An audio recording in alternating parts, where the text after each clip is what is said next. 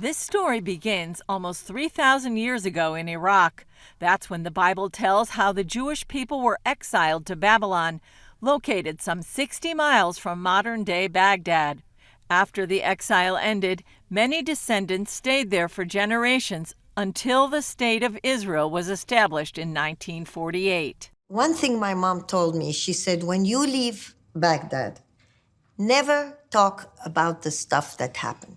Don't talk about it at all. She said, nobody wants to hear morbid stories because whatever happened was morbid.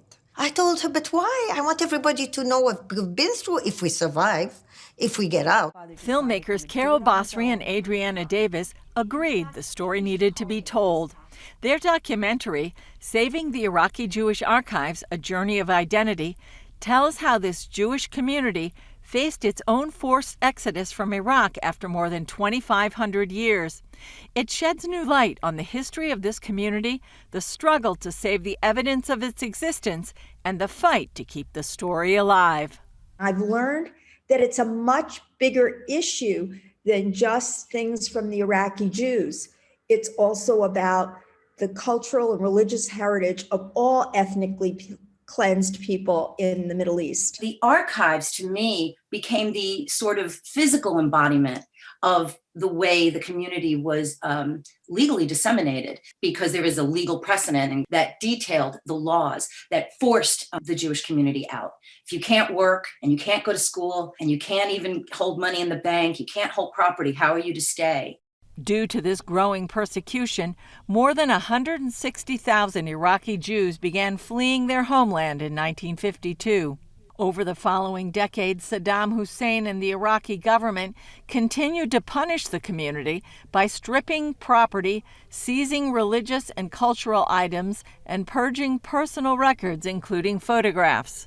I don't know if people understand that when the Iraqi Jews left their homeland of 2,700 years since the first temple, we were not allowed legally to take anything out of the country except 3 sets of clothes and 50 dinars, and you could take your wedding ring. That's it. I'm trying to go abroad to continue my graduate studies and so on, and word came back to show up at the headquarters of the internal security. They ushered me into a room where they were taking somebody out who was already being interrogated, and, it was all blood on his head and so on. It was a little bit of a frightening experience.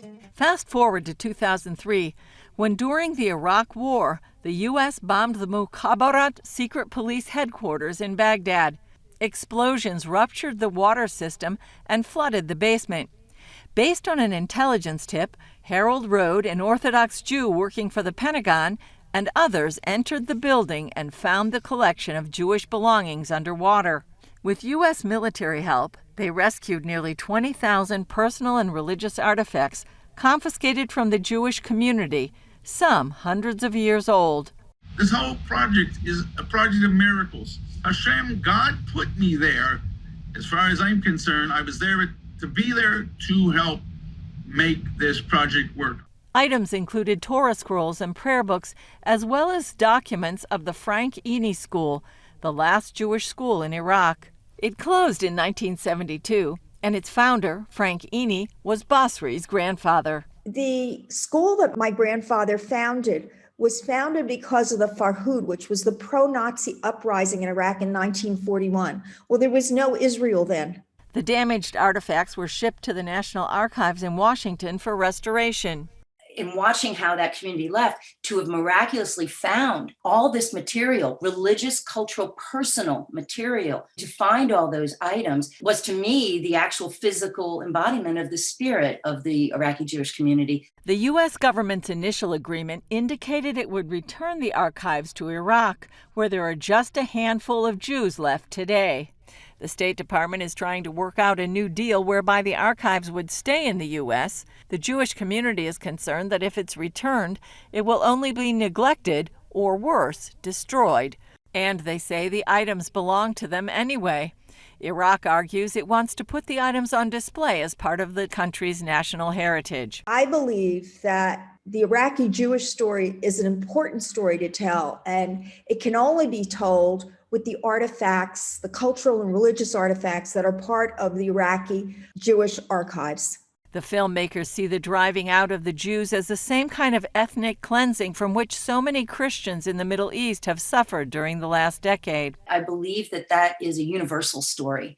It's not a Jewish story. As someone from not that background by birth, I understand the parallels to early Christians, or, even what's going on now. We just heard about it in the news when the Pope visited. Davis says they need another miracle in order to keep the archives in the U.S. safe and accessible to tell the Iraqi Jewish story to generations to come.